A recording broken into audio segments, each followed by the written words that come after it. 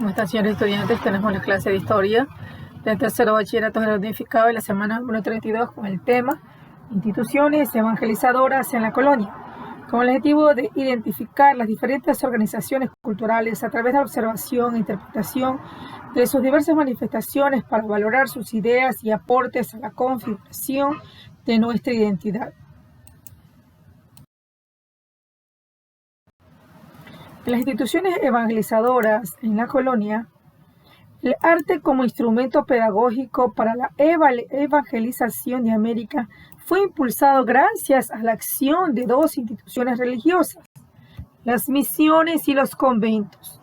Pues en las misiones desde el siglo XVI se organizaron las primeras misiones, que fueron grupos de religiosos predicadores que se asentaban en un lugar con el fin de convertir a los indígenas al cristianismo e instruirlos en oficios para la extracción de metales preciosos, la agricultura, creación de textil y demás actividades productivas.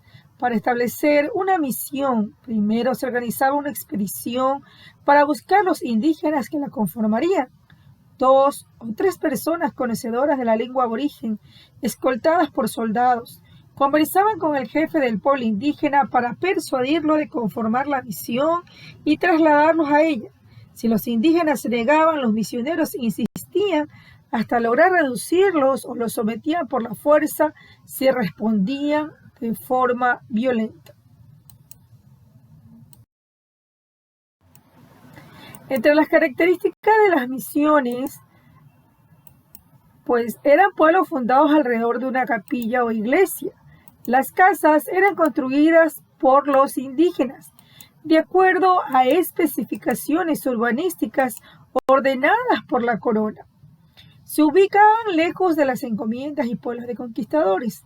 Eran organizadas por religiosos dominicos, franciscanos, mercedarios y jesuitas. No participaban conquistadores, encomenderos ni negros.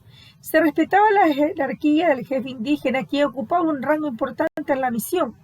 Los misioneros solían aprender la lengua local para enseñar a los indígenas. Además de catequesis, los aborígenes eran instruidos en labores de agricultura, ganadería y producción de textiles. Fue una forma económica y autosustentable de expansión colonial, ya que se abastecía con el trabajo de los mismos indígenas y generaba riqueza para la corona. Luego de fundada la misión y cristianizados los indígenas, llegaban los colonos españoles. En los conventos. Durante la colonia en América, los conventos cumplieron una función de catequizar e instruir en la fe.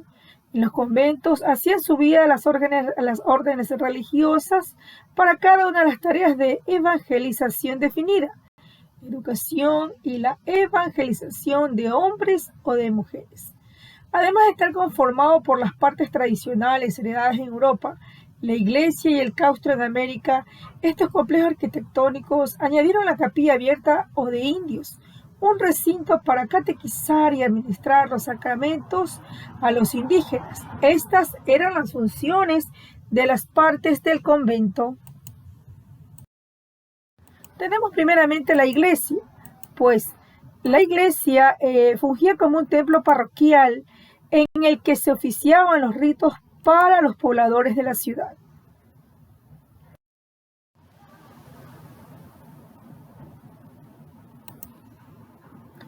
El claustro albergaba la práctica de la vida contemplativa de los religiosos o religiosas. En el caso de ser un convento femenino, solía haber una escuela para mujeres que incluían a las mestizas. También sirvió para el resguardo de niñas huérfanas o mujeres cuya integridad se encontraba en peligro.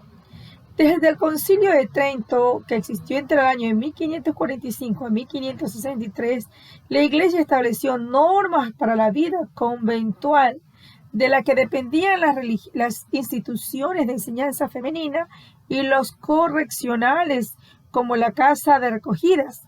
El convento fue un espacio de soledad, penitencia, arrepentimiento y disciplina, ideales que pretendían ser instituidos para la vida cotidiana a través de la educación.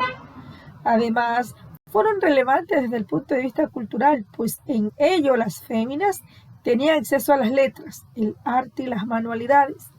Algunos conventos pues tenían la finalidad de formarlas como amas de casa, pues en sus manos estaría inculcar los valores cristianos y costumbres occidentales a sus hijos. La capilla abierta o de indios. Estos eran recintos que construían sin columna o sin niveles, generalmente con una sola nave, con el fin de que las multitudes indígenas o mestizas que eran llevadas a la catequesis pudieran ver y escuchar desde todos los ángulos. En los colegios y universidades e ideas, pues junto a la religión, la educación fue un instrumento de implantación de la cultura española en América. Para cumplir con ese fin, la educación colonial tuvo las siguientes características. Hubo el letismo para destinarlos al privilegio de gobernar. Solo los españoles y blancos criollos de sangre pura y en cierta medida de nobleza indígena tenían acceso a la educación. Las castas generalmente recibían solo las primeras letras, religión e instrucciones para oficios manuales y agrícolas en las escuelas parroquiales, misionales y conventuales, y algunas exclusivas para indígenas, todas dirigidas por órdenes religiosas. Dogmatismo y el absolutismo, pues los contenidos eran impuestos desde las metrópolis y no eran cuestionables. Desde los primeros grados los alumnos eran preparados para una educación universitaria escolástica. El aprendizaje memorístico, pues la pedagogía se basaba en la repetición textual de las lecciones. El patriarcalismo, solo si se pertenecía a una familia adinerada, la mujer podía recibir educación, generalmente limitada en las primeras letras e instrucción en oficios domésticos, religión o algún arte que recibía en escuelas femeninas dirigidas por órdenes religiosas. La religiosidad entre los conocimientos impartidos se encontraba en la Sagrada Escritura y la educación religiosa en virtud del patronato regio. Las órdenes religiosas se encargaron de la educación en América durante toda la época colonial, y la rigidez también pues se implementaban, la severidad y el castigo físico, esto era como medidas disciplinarias.